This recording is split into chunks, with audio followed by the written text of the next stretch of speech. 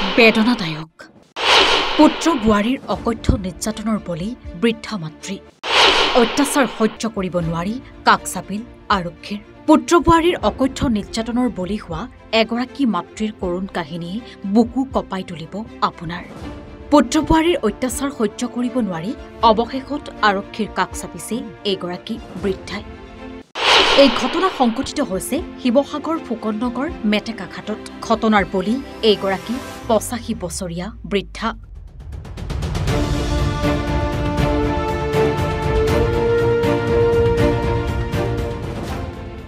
এখন মহাবিদ্যালয়ত কেৰাণীৰ চাকৰি কৰা মাজুপুত্ৰ অজয় বৰাৰ সৈতে প্ৰথম অৱস্থাত থাকিবলৈ লোৱা এইগৰাকী মহিলাক এটা সময়ত মাজুপুত্ৰই উলিয়াই দিলে ঘৰৰ পৰা তাৰ পাছৰে পৰা সৰু পুত্ৰ জয়ন্ত বৰাৰ সৈতে থাকিবলৈ লয় মাতৃয়ে কিন্তু চৰকাৰী নাৰ্ছৰ চাকৰি কৰা সৰু বোৱাৰীগৰাকীয়ে মাতৃক লগত ৰাখিবলৈ নিদিয়ে স্বামী জয়ন্ত বৰাক তাৰ পাছৰে পৰা বুকুত এচপৰা শিল লৈ লঘুনি ফুকে বৃদ্ধাশ্ৰমলৈ বুলি ঘৰৰ পৰা ওলাই আহে বৃদ্ধাগৰাকীয়ে আৰু তেনে সময়তে স্থানীয় লোকে উদ্ধাৰ কৰি পুনৰ ঘৰলৈ লৈ যায় দুৰ্ভগীয়া মাতৃগৰাকী আৰু আজি তিনি জীয়ৰীক লগত লৈ শিৱসাগৰ আৰক্ষীৰ কাষ চাপিছে এইগৰাকী মাতৃয়ে আৰক্ষীক অভিযোগ দাখিল কৰি ন্যায়ৰ বাবে প্ৰাৰ্থনা মাতৃৰ সৈতে বৰ জীয়ৰীৰ লগতে অসমৰ মুখ্যমন্ত্ৰী ডক্টৰ হিমন্ত বিশ্ব শৰ্মাকো বিষয়টোৰ ওপৰত গুৰুত্ব দিবলৈ আহ্বান জনাইছে মাতৃগৰাকীয়ে উল্লেখ্য যে যি সময়ত প্ৰণাম আঁচনিৰ জৰিয়তে পিতৃ মাতৃৰ বন্দনা কৰিবলৈ চৰকাৰী চাকৰিয়ালক চৰকাৰে সুবিধা দিছে তেনে সময়তে শিৱসাগৰত সংঘটিত এই ঘটনাই চকু কপালত তুলিছে ভব্য সমাজৰ ফুকননগৰ মেটেকাঘাট কি হৈছে আপোনাৰ লগত মোৰ লগত মানে হেৰি কি কয় সৰু বোৱাৰীজনীয়ে ৰখাব নোখোজে হেৰি ল'ৰাটোৱে ৰখায় সিয়ে ৰখাম বুলি লৈ গ'ল সৰু পুত্ৰ জয়ন্ত বৰা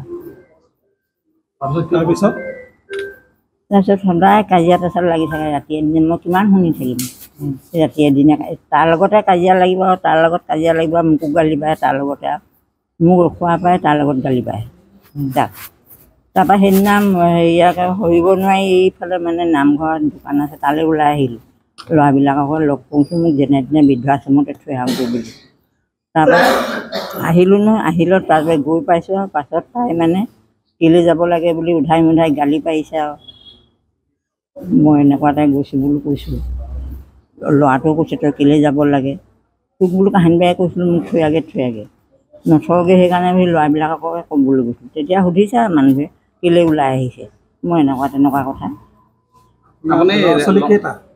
ল'ৰা ছোৱালী ল'ৰা কেইটা এতিয়া দুটা আছে এটা ঢুকালে যিজন আছে সেইজনো নাৰাখে নি আগতে কাৰ লগত আছিলে আগতে হেৰি অজয় বৰাৰ লগত তেওঁ কি কৰে লাচিত কলেজৰ কেইনি তেওঁৰ ওচৰৰ পৰা কেলৈ গ'লগৈ খুব গালি পাৰি থাকে যেতিয়াই তেতিয়াই খাই বৈ হেৰি কৰি তাৰপৰা সৰুটোৱে আকৌ ক'লে বোলে বৈ বোলে মোৰ গুৰিতে থাকিবি বোলে খাবি সৰুজনে কি কৰে সৰুজনে এতিয়া একো নাই আগতে দোকান আছিলে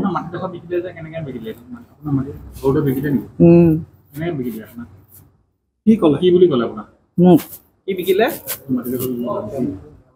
মোৰ ভাগৰ 4 ভাগ কৰি পেলাই এভাগ মই ল'লোঁ আৰু মাটি আপোনাৰ মাটিভাগ যে লৈ ল'লে এতিয়া কি কৰিব হে তাৰপিছত আপোনাৰ ভাগটো বিকিলে কোনে বিকিলে সৰুটোৱে নিবিকিলেও মানে মই ক'লোঁ বিকিবলৈ তাৰ চাকৰি বাকৰি নাই মোক ক'ৰ পৰা খুৱাব বেমাৰ ক'ৰ পৰা চাব এতিয়া বহুত বেমাৰ হৈ গ'ল মোৰ সি কিমান টকা খৰচ কৰিলে মোৰ সেইবোৰে বিকি দিলোঁ তাৰ চাকৰি নাই নহয় এতিয়া আপোনাক কোনো দায়িত্ব নলয় তেওঁলোকে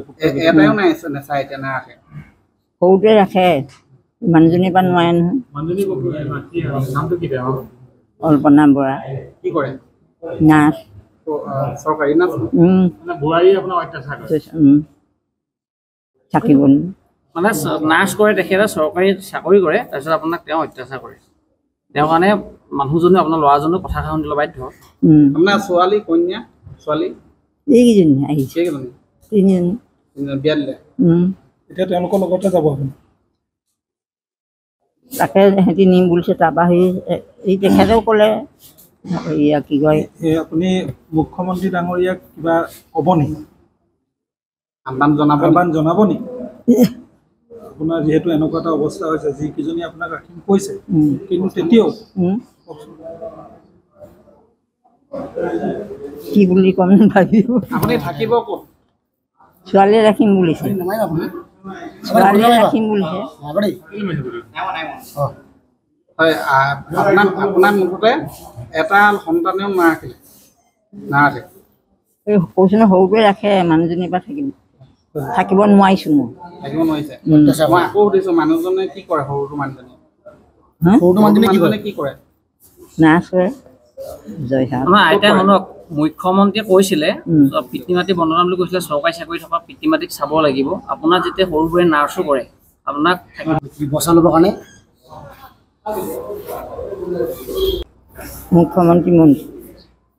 মুখ্যমন্ত্ৰী আপুনি কিবা অনুৰোধ জনাব বিচাৰিছে, কি ক'ব? আপোনালৈ অনুৰোধ জনাইছোঁ যে মোক কিবা উপায় লাগে। মোৰ ঘৰত থাকিব নোৱাৰা হৈছোঁ, মই যিকোনো উপায়ে মোক কিবা এটা কৰক। মোৰ নাম বিজুমণি গগৈ বৰা।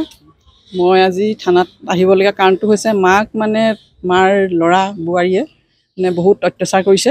তাৰপিছতে থাকিবলৈ নিদিয়ে, বাহিৰলৈ উলিয়াই দিছে, খোৱা মেলা পৰা চব মানে মাৰ পৰা আঁতৰত ৰাখিছে।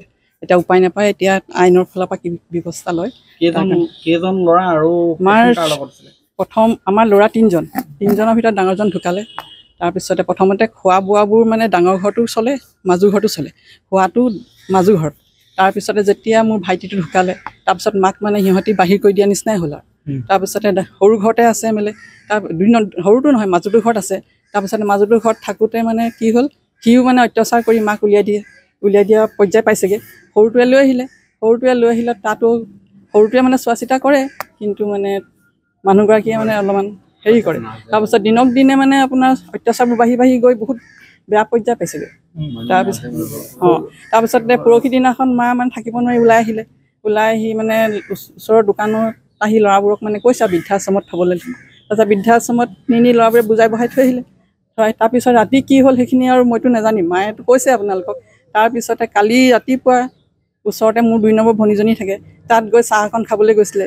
গৈ আহি তাৰমানে সোমাব নোৱাৰে আৰু ঘৰত, প্ৰত্যেকটো ঘৰত নহয়, অত্যাচাৰ নহয়, প্ৰত্যেকটো ঘৰত মানে ভিতৰৰ ফালৰ পৰা লক। মা ইঘৰৰ বাৰাণ্ডাত আছে, সিঘৰৰ বাৰাণ্ডাত আছে, 3 ঘৰ ভিতৰৰ ফালৰ পৰা লক। মা এঘৰত সৰুজনৰ লগত।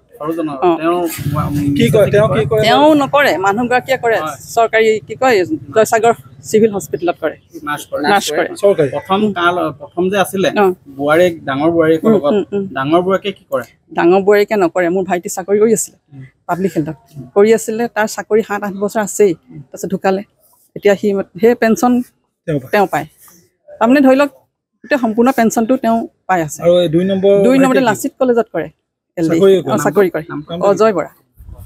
তেওঁ নাৰাখে মানে এতিয়া যদি ৰাখিলেহেঁতেন, কালি দৰ্জাখন ভিতৰৰ ফালৰ পৰা বন্ধ কৰি বাহিৰত মা বাৰাণ্ডাত ৰাতিলৈকে বহি থাকিবলগীয়া পৰ্যায় নাপালেগৈ। এই অত্যাচাৰটো আজি 3 বছৰমানেই হ'ল।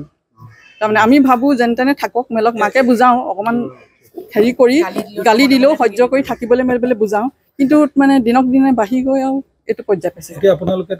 এতিয়া আমি কৈছোঁ মা এতিয়া বৃদ্ধাশ্ৰমত যাম বুলি কৈছে। বৃদ্ধাশ্ৰমত যোৱাততো 80 বছৰ পাৰ হৈ গ'ল চাগে। এতিয়া মানে আমাক ইজনীৰ লগতে মানে যেন তেনে আমি ৰাখিম বুলি ভাবিছোঁ। খোৱা এজনীৰ লগত থাকিলেও আমি চবেই চোৱা চিতা কৰিম আৰু তেনেকৈ ভাবিছোঁ। তেওঁ অভিযোগ দিছে। ইয়াৰ মানে আইনে কিবা ব্যৱস্থা এটা লওক। শিৱসাগৰৰ পৰা মণি গগৈ ৰিপৰ্ট, এনি ভাৰত 24।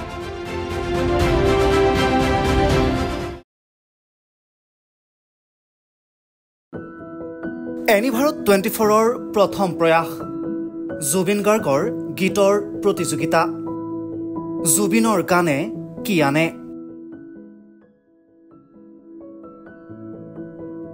অডিশ্যনৰ বাবে যোগাযোগ কৰক 8638661821 আৰু 8812831556 নম্বৰত।